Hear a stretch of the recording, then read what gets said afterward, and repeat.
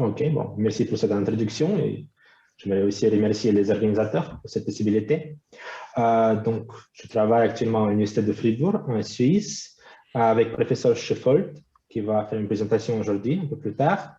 Et donc, c'est le travail que j'effectue avec d'autres gens au labo, notamment Geoffroy Abri et Luis Frufe-Pérez.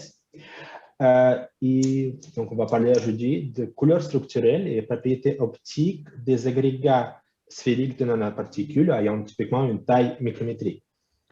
Et on va commencer par parler d'abord de couleurs structurelles. Donc, sur les couleurs structurelles, c'est un phénomène qui est assez répandu dans la nature. Un exemple assez classique, c'est les ailes de papillon. Si on zoome ces ailes de papillon, on voit qu'ils ont une organisation périodique de matériaux avec un indice élevé. Et donc, l'interférence de lumière par ces réseaux-là permet de voir une couleur bleue. Un autre exemple classique, c'est l'opale naturel, qui est juste un cristal de petites sphères, de petites nanoparticules, typiquement ayant une taille de 200-300 nanomètres, donc plus ou moins une moitié de longueur d'onde dont on est intéressé. Le problème d'opale, de l'utilisation d'opale pour créer des couleurs structurelles, que la couleur dépend de l'angle d'incidence par rapport au domaine cristallin. Et c'est-à-dire qu'on a des couleurs réduisantes. Donc, la couleur qui dépend, qui varie, par exemple, à l'interface d'opale. Une façon de résoudre ce genre de problème, de créer des couleurs homogènes, c'est par exemple d'utiliser ce qu'on appelle des verres photoniques.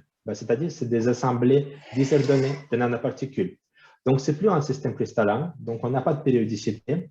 Donc, en même temps, on garde, les nanoparticules sont quand même monodisperses. Donc, c'est un système avec un désordre corrélé, quelque proche aussi de l'électroniformité, donc on vient de discuter. Et donc, un système comme ça nous permet aussi de créer des couleurs structurelles. Le problème, bien sûr, par exemple, que le désordre, il crée beaucoup de diffusion blanche en background de ce système-là. Il existe aussi une autre façon de créer des couleurs structurelles à partir de nanoparticules, c'est d'utiliser des agrégats cycliques, ou comme on appelle souvent les biphotoniques. Donc, imaginons juste un agrégat qui contient quelques centaines de nanoparticules en forme de sphère.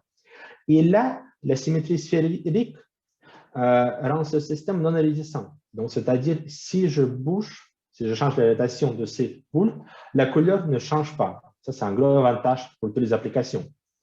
Le problème, un peu le problème de verres photoniques et des biphotoniques aussi, qu'ils sont beaucoup étudiés par les gens de matière molle. Ils ont beaucoup étudié comment fabriquer ce système-là, mais on connaît assez peu sur les réponses optiques de ce système.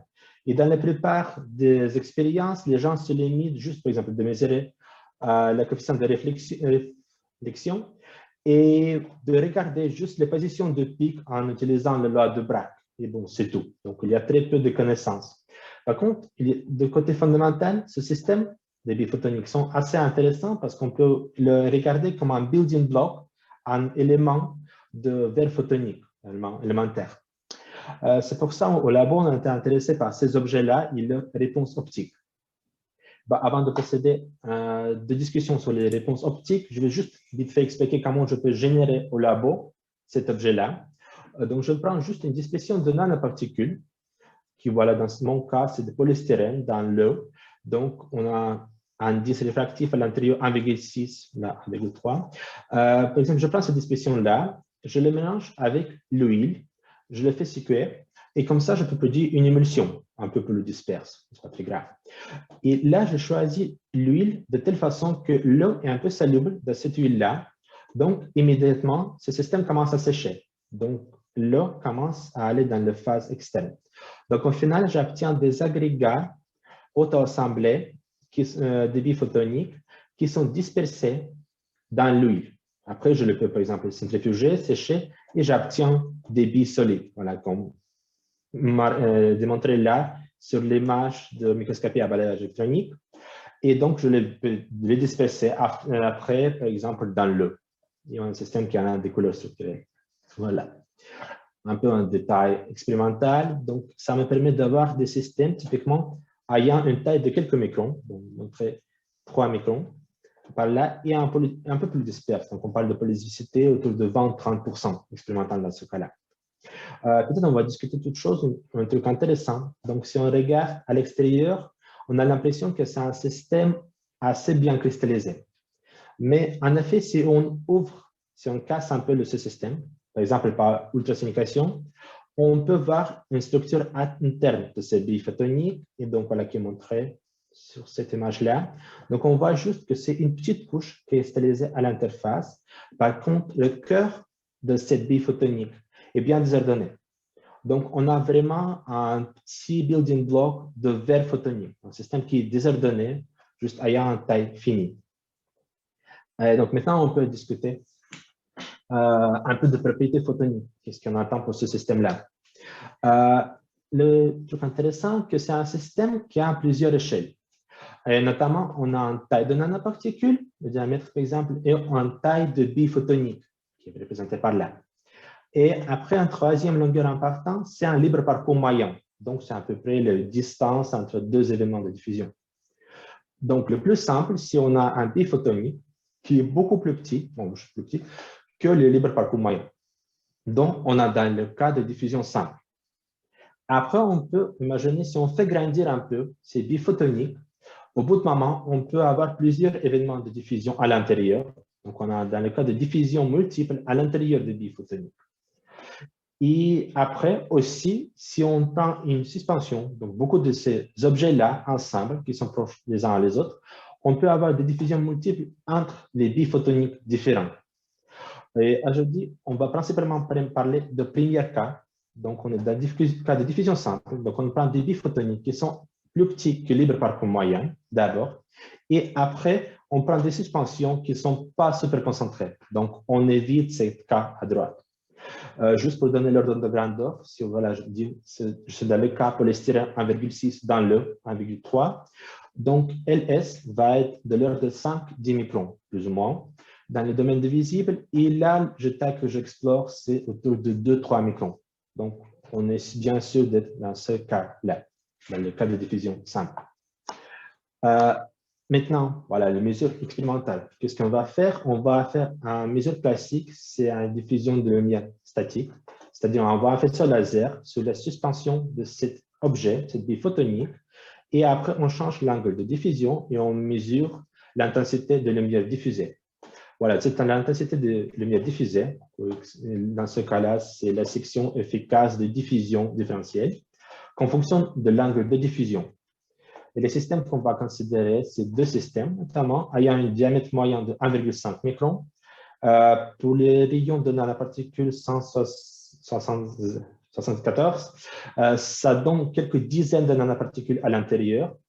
Et un deuxième système qu'on va regarder avec un diamètre moyen à peu près 3,3 microns. Donc, on a quelques centaines. Donc, on a, je dis quelques dizaines, quelques centaines de cas un peu différents. Et on regarde l'intensité diffusée en fonction de l'angle. Comme j'ai déjà dit, on a un contraste d'indice de 1,2. Voilà, ça, c'est l'expérience qu'on a fait. Après, on peut aussi, l'avantage qu'on a un système de taille finie, donc en effet, on peut les simuler précisément. Notamment, qu'est-ce qu'on peut faire? On peut d'abord simuler avec l'aide de dynamique moléculaire, juste une boîte, ayant 10 000 de nanoparticules.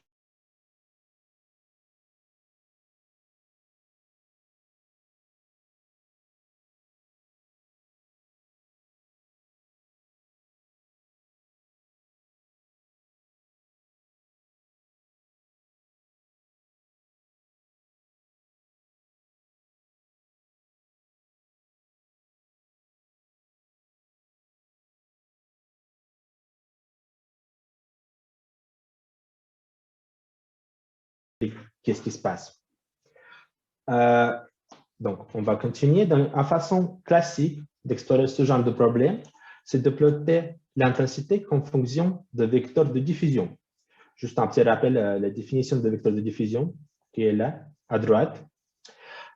Donc, ce qui est important à comprendre est que la distance inverse, ça représente à peu près une distance inverse qu'on peut tester dans notre expérience. Donc, pour les petits vecteurs de diffusion, donc dans ce domaine-là, à gauche, on teste plutôt les distances comparables avec la taille des billes. Donc, C'est-à-dire que voilà, on retrouve notamment la puissance Q puissance moins 4, qui pour les gens de diffusion, ça s'appelle le de Paro. Donc, ce qui est important, on teste plus ou moins comme des sphères homogènes. Juste, on teste les tailles des sphères. Après, pour les vecteurs de diffusion plus petits, c'est-à-dire des distances plus grandes, on peut relativement tester les distances entre deux nanoparticules. Donc, on voit un pic là, qui correspond plus ou moins à un facteur de structure. Et on voit aussi un minimum là, qui représente plus ou moins le facteur de forme de nanoparticules. Donc, au final, on peut dire que l'intensité diffusée par nos objets peut être séparée en deux parties. Pour les petits angles, on obtient une réponse plutôt de système, de sphère effective. Et pour les grands angles, on peut tester vraiment qu'est-ce qui se passe à l'intérieur. Donc là, c'est comme une sphère, juste une taille de bille. Et à droite, plutôt tout ce qui se passe à l'intérieur. Donc on teste vraiment qu'est-ce qui se passe quand ça va finir vers photonique, si vous voulez. OK, donc on va maintenant juste explorer un peu plus en détail ces deux cas limites là. Au début, voilà, on va regarder qu'est-ce qui se passe quand on regarde la diffusion vers l'avant. Donc, petits angles. On prend là juste les données de simulation parce qu'on a déjà vu que ça marche très bien les simulations d'expérience. L'avantage, vu qu'en simulation, on a une taille unique, donc on voit bien les résonances qui correspondent à taille de bille photonique. Et si on fit vraiment le début de courbe par la théorie de Mie, on obtient un indice réfractif qui est proche de celui de Maxwell-Garnett. Donc, on voit vraiment qu'au début, on a un milieu effectif, en quelque sorte. Maintenant, bien sûr, on a envie d'explorer qu'est-ce qui se passe pour la diffusion vers l'arrière, dans ce cas-là. Là, on va créer notre modèle en utilisant juste le plus simple, la première approximation de Bob. On dit que la section efficace de biphotonique, on peut le factoriser, on dit un facteur de forme et un facteur de structure de biphotonique. Bon, voilà la définition de facteur de structure, on a beaucoup discuté. En même temps, on a dit qu'une bille, c'est juste un découpage d'espace. Donc, on a un système infini, périodique dans ce cas-là, et on juste découpe une petite sphère à l'intérieur de ce système-là. Pour le système infini, on peut le décrire, il y a des solutions analytiques pour les assemblages de sphères dures, par exemple, un facteur de structure de percussivique. Donc, on sait comment décrire un système infini. Et après le découpage, qui est caractéristiquement décrit par le facteur de forme, voilà, comme ça. Et on peut démontrer avec un peu de maths qu'au final, le facteur de structure de bille, le système découpé, c'est tout simplement juste une convolution entre un système infini et juste un form factor de sphère homogène totale. Ou ça peut être juste une bonne approximation de dire que c'est une somme algébraïque des deux. Donc, au final, la diffusion totale de ce système-là, de notre bille photonique, c'est juste une somme de diffusion produite par un système infini, plus la diffusion juste de forme globale de notre objet de sphère. Donc, on a un modèle analytique dans ce cas-là. On peut le tester contre les données expérimentales et les données de simulation. Et dans ce cas-là, par exemple, je monte à gauche les données expérimentales avec le modèle analytique et aussi les données de simulation avec les données expérimentales, le modèle analytique là. Et donc, qu'est-ce qu'on peut voir? Déjà, ça décrit pas mal les données dans les deux cas. On peut reproduire plus ou moins les positions de minimum, même pour les petits angles. Maintenant, aux grands angles, il y a vraiment un petit souci parce qu'on voit que la position de pic, elle n'est pas prédite correctement. Donc, voilà, même si globalement, ce n'est pas si mal, ce n'est pas très correct. Donc, un pic qui est typiquement pour les angles plus petits. Et ça, c'est important si on veut prédire, par exemple, les couleurs structurelles. Une façon classique pour ce système, pour attaquer ce problème-là, c'est d'utiliser ce que les gens appellent le vecteur de diffusion effective. Donc, au lieu de l'indice réfractif de milieu extérieur, donc de l'E, on prend dans ce cas-là un indice effectif. Dans ce cas-là, par exemple, un Maxwell-Garnett. Et on obtient une correction comme ça. C'est une approche classique, mais en même temps, il n'y a aucune justification pourquoi ça peut marcher comme ça. Donc, les gens l'utilisent souvent. Et donc, si on fait comme ça, on voit que, OK, maintenant, on peut prédire correctement les positions, dans ce cas-là, de pic, par rapport au système non corrigé. Par contre, on voit que l'auteur des pics est beaucoup plus élevé. Donc, dans le modèle, il diffuse beaucoup plus qu'on voit expérimentalement ou en simulation. Donc, il reste clairement un problème. Et notamment avec Franck, on travaille comment on peut améliorer cette approximation-là et comment en fait, on peut le dériver avec l'équation de Maxwell. Et voilà, comment faire ça. Et pour finir, on peut un peu discuter qu'est-ce qu'on a compris avec ce modèle-là. Donc, j'ai déjà dit que la couleur structurelle, on peut le diviser en deux parties. Les couleurs de diffusion de cet objet-là, des biphotoniques. Il y a une diffusion vers l'arrière, et comme ça, et qui nous donne la couleur structurelle, et qui dépend vraiment de la structure interne de notre objet. Par contre, on a compris que la lumière qui est diffusée vers l'avant, elle dépend uniquement de taille ou de la forme globale de notre biphotonique. Donc, pour nous, c'est quelque part une lumière perdue. Parce que ces photons-là, ils ne produisent pas de couleur, ou encore pire, ils peuvent être plus tard diffusés par une autre biphotonique et ils peuvent revenir vers l'arrière. Mais comme ça, ils vont juste créer un background blanc pour notre système.